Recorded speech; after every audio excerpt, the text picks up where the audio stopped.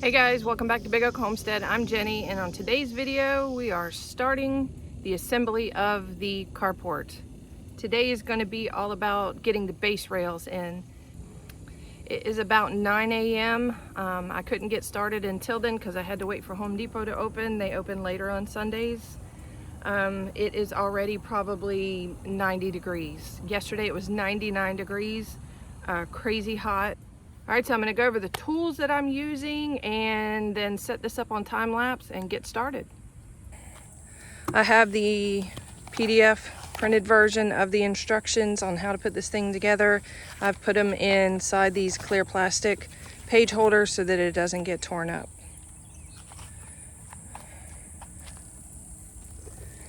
Over here I have my chalk line, my extra chalk, some Sharpies, tape measure, another fan. This is a drill I'm going to be using to drill through the concrete. This is the drill bit. This is a 5/8 by I think 12-inch Milwaukee concrete bit. My battery powered shop vac to clear out the holes, and then these are the red heads, or I don't know if they're called, these are called Parawedge. Same thing. These are 5/8 by 6 inches long. So you can see, I think that will be more than enough.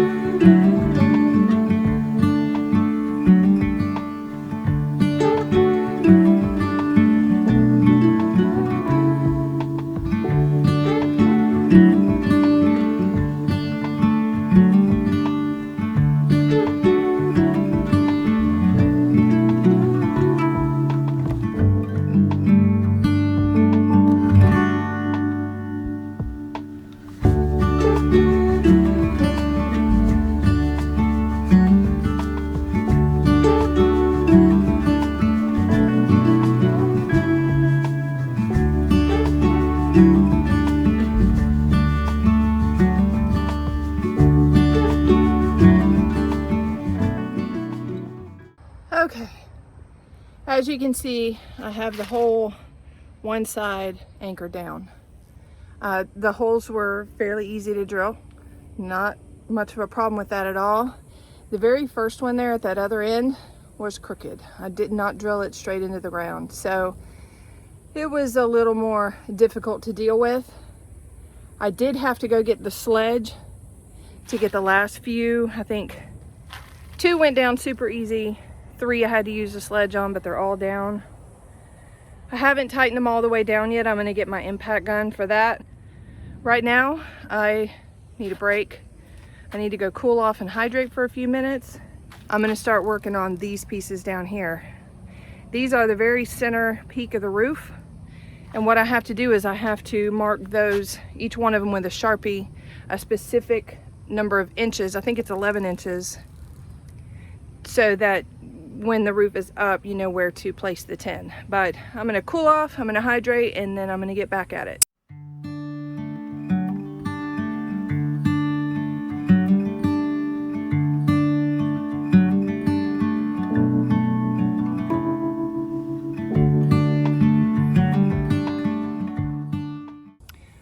All right guys, so it is day 2 of putting the carport together. I did come back out yesterday evening and got some more done. You can see I sort of built a jig and assembled all of the, I call them ribs, all the pieces that go from side to side to support the roof. It was pouring rain, so I couldn't get my phone out to video any of that. What I'm doing this morning is I'm going ahead and screwing all the individual pieces together. I've run into an issue and I'm having to use a ratchet strap on each one. The directions, the crappy directions, say that each support should be exactly 20 feet wide. Measure at the top, measure at the bottom. I'm getting 20 feet 2 or 3 inches at the top, even wider at the bottom. So I'm having to use a ratchet strap to pull each individual unit together, then screw it, then release the ratchet strap. Also, 3 of these ribs has a center support that goes up near the top. I'm also assembling that part today. So far I've done all this by myself. I do hopefully have somebody come in this evening after he gets off of work to help me. I'm gonna try to get all these screwed together and ready to actually put up on each of the legs today. That's the hope. Once that's done, it'll probably be a day of squaring this thing up, getting it plumb level, all that, and then the roof can go on. The roof cannot go on until this structure is almost perfectly straight. I know that's not the right word, but that's what we're gonna go with. So I'm gonna set up the camera, do a little bit of time lapse so you can see how putting these ribs goes together. One other issue that I have noticed is with the screws. These are the little 1-inch screws that you use to put the metal pieces together. I have 2 giant bags of the others that have the gaskets on them. That's for the roof. The issue that I'm having is some of these screws will drill partially into the metal, and then it's almost like they go dull and you can't get them in any faster, or you can't get them in any farther. Another issue I'm having with these screws is every so often you'll get the screw all the way in and the head will snap off. Now, I've used these self-tapping screws before. I'm not over tightening them, but just every so often you'll get the screw in, and then as soon as it tightens down, the head snaps off. So I'm pretty sure that I'm gonna have to buy quite a few extra screws to get this job done.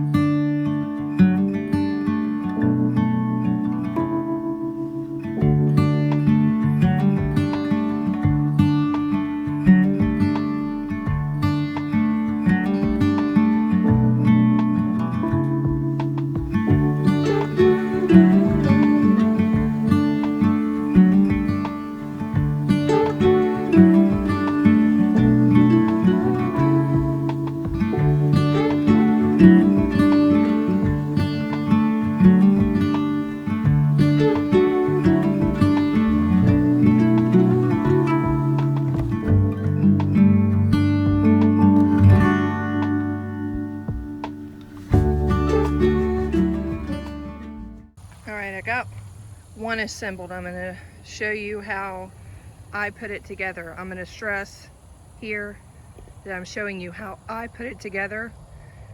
I'd make no claims that this is the proper way. Those are the leg extensions.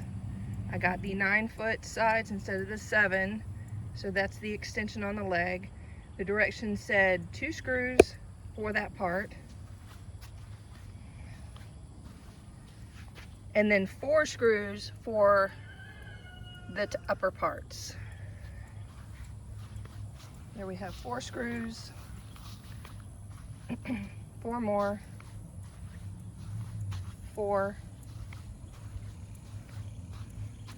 and then 2. This is one of them that required a center support. I don't know that I did this properly. I followed the crappy instructions. I assembled the support on the slab and then brought it over, measured each side to make sure it was centered, and then I marked the screw pattern that were in the instructions. I don't know why there's some that don't have screws in them. I'm assuming that VersaTube knows what they're talking about. Here's where I ran into an issue, another issue. I measured the center of this so I would know where to put my center support. I used my square to make sure that this is square, a 90-degree angle. You can see my wood blocks that I'm using to hold it up, make it easier to work with. I attached the bottom first, the bracket. making sure that it was square. Then use the centerpiece to find the center. It's not exact. What I did is I looked at it, made sure that there was no gaps and it looked as straight as it could. And then attach the top. Instructions called for 2 screws on the bracket attaching to the frame and then 1 screw on each side. You're not going to be able to see it from here, but this centerpiece is about 1/2 to 3/4 of an inch short on both ends. So it does not fill up this entire space. So what I did is I centered it, held it with my clamps, and then put 1 screw in each side like the directions said. I am probably going to come back and add that additional screw, although I don't know if I'm going to be able to here on the top because I don't know if my driver can get in there to screw those in. I may have to put them in at an angle.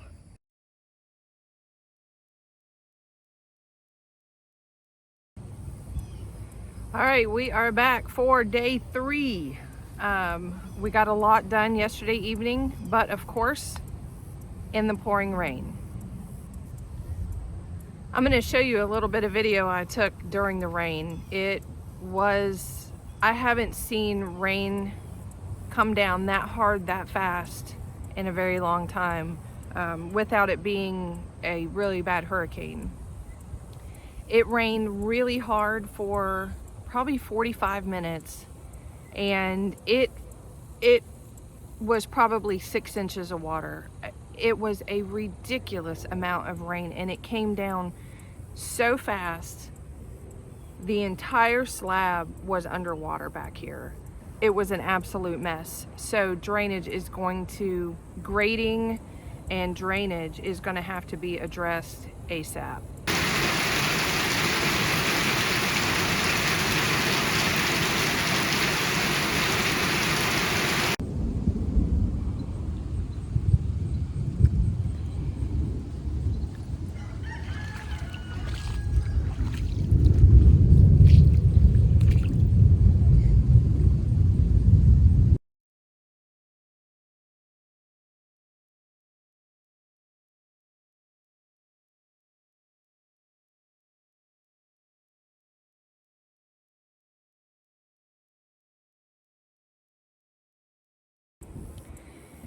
It was crazy.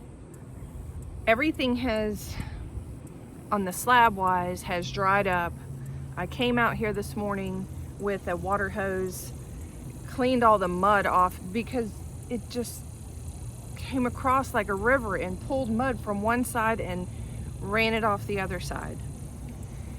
After the rain let up, I did have 2 neighbors come and help, and as you can see behind me, these 2 strong guys were able to get all 5 of the cross supports up.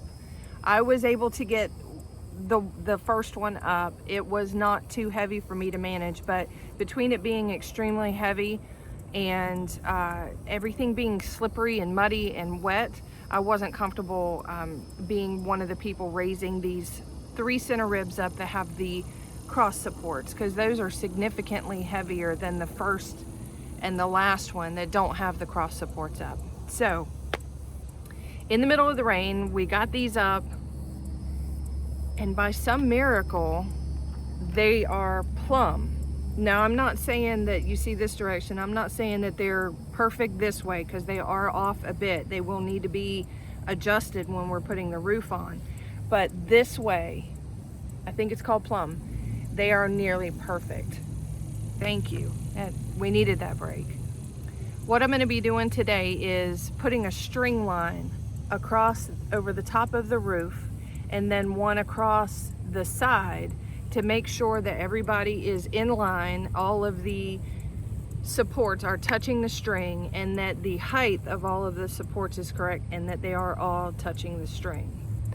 After that, I'm going to go through and I'm going to pull off the metal roofing, and I'm going to start marking that. This will be 2 layers of roofing. I think it's 8 panels from side to side in 2 different layers. The front of the slab, so the front of the building, is higher than the back. So the first layer of roofing that we're going to do is going to be this piece here. Then we'll move to the center piece here along the front, so that this front piece overlaps the back piece. That way when the water runs off, hopefully this thing doesn't leak. There are 16 total panels that will have to be put up. And it looks like once we get the first row, the first 2 panels up, everything should line up and be easy. I'm gonna regret saying that. Everything should line up from there and be easier to put in. So I'm going to be marking these off. The amount back is 11 inches for the overhang, so I'm going to mark 11 inches back, and then I'm going to mark each one of these ribs, these supports off, so that once we get up there we know where to squeeze them or push them out where they're supposed to be, and then we can screw in from there. So I'm going to set up a time lapse so you can see how I'm marking it off, and we will be working on day 3.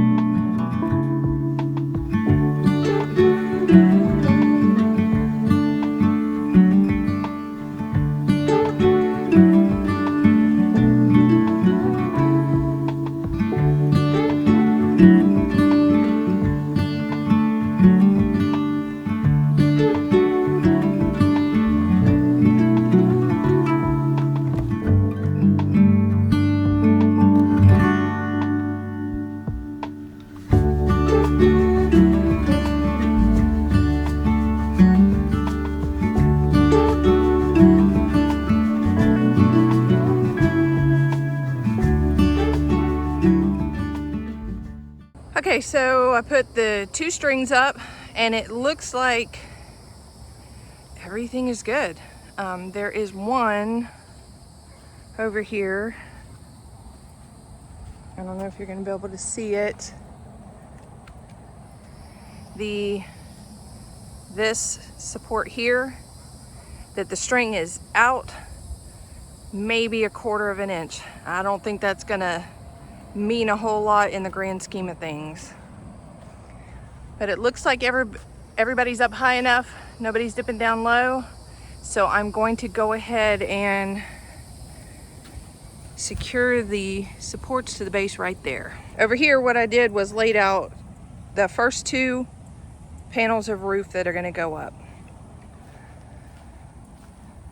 The roof has an 11-inch overhang, so I slid the roofing out 11 inches from the very end of the frame there, made a mark,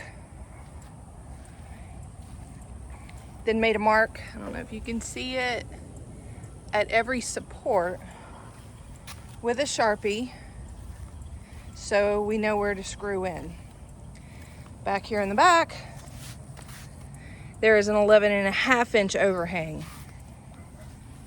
According to the instructions, where these 2 pieces join, you're supposed to, this is the front of the barn, this is the back of the barn. The front piece is supposed to overlap the back piece by 2 inches. It is overlapped by 2 inches, but I still end up with an extra 1/2 of an inch at the front. No big deal, I guess. What I did for this one is I made those marks so that we would know where to line up the front piece over top of the back piece.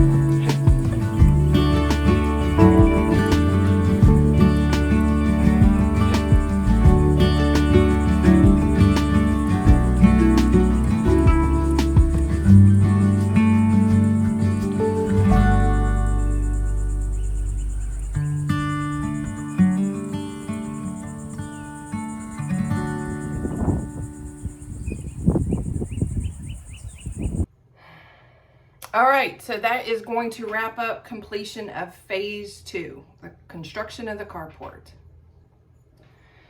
There are a couple of things that I want to mention before I wrap this video up, and I have made a quick list, so I'm going to go over those. The first is the slab. Let me preface this by saying I tend to be a perfectionist. Not in everything, but in a lot of things. And I will also admit that I can find the flaws. Whenever I hire somebody to do something, I can find the flaws in everything. The slab, now while I did get it just for the cost of the concrete, which was I think $13.50, the old adage goes, you get what you paid for, and I definitely got what I paid for. I don't know if it was inexperience from the actual concrete contractor that put the slab in, if it was the fact that we're not making any money on this. I don't know what it was, but the slab was not built up high enough. It's not smooth. It's got a bunch of small indents in it, and the right rear back corner holds water. So any substantial amount of rain and there will be a puddle in the right rear corner of the barn. Now, to try to mitigate this, what I'm going to do is I'm going to dig a 12-inch wide trench all the way around the slab, and I'm going to backfill it with rock. I've already started to put in sort of a swale where I was able to see the water was running off. So I'm trying to put in some swales, and I don't know if these will be temporary or permanent, just to redirect the water flow away from the slab of the barn. I want to try to prevent erosion, and I want to try to prevent the barn from flooding. The second thing I want to talk about, I mentioned earlier in the video, was I thought we had a bunch of screws that were, I don't know if they were just no good. They would stop drilling through the metal at a certain period of time, or the heads would snap off. I thought that I was going to have to go purchase more screws. I did not. I ended up with a ton of screws left over. 1.5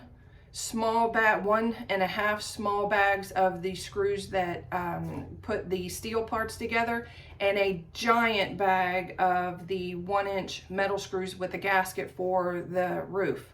Ton of those left over. So I did not have to go buy any screws. Now I want to talk about mistakes that were made during construction. There weren't many. This was not hard. Physically it was labor intensive, but it was not hard to do, if that makes any sense. There are 2 misses in the roof where the screw missed the support and just went through and punctured a hole in the roof. The way that we remedied that was I took a screw and I wrapped it with the sticky material that you put on to seal the seams. That should hold for a few years anyways. If not, I will get up on the ladder and I will put some heavy duty outdoor silicone through those holes. It's just 2 of them. It's not a big deal. I'm surprised there weren't a lot more. Next, I want to talk about the amount of time that it took to construct this building. Me working by myself with my neighbor, thank God for my neighbor who came over to help me physically lift the supports in place, and then he did 99% of the roof. 5 days total. If you have 3 people, you could probably get this done in about a day, day and a half. There are 2 reasons why it took 5 days. Number 1 is the heat. The heat has been ridiculous. The heat index has been well over 100 degrees every day. The second was because I came to a point where I couldn't do certain things by myself, and my friend that helped me, my neighbor, he works full time, so it had to kind of move around his schedule.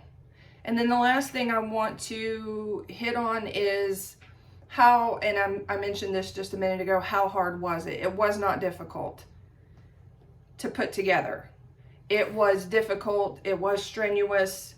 So strength-wise, you do need multiple people to put this up, but as far as it being hard to figure out, the instructions are very confusing, but not impossible to figure out. The issue I have with the instructions that came with it are they cover a wide variety of sizes of these buildings. They're not specific to the 20 by 20 building. So it will say something like, if your building is 14, 18, blah, blah, blah feet, you have to do it this way. If your building is this, this, or this, you have to do it a different way. A lot of the diagrams are not, they don't zoom in on certain steps enough, in my opinion, to make it understandable, but it's not so difficult that you can't figure it out. All right, and that is gonna close out this video. Next thing I'm gonna be working on is leveling the area and getting those trenches dug, the swales done to try to divert some water. That's it, guys. I hope you enjoyed the video. If you have any comments, questions, critiques, criticism, whatever you got, leave it in the comments below. And I will see you for phase 3 of converting a carport to a barn. Thanks for watching. Bye.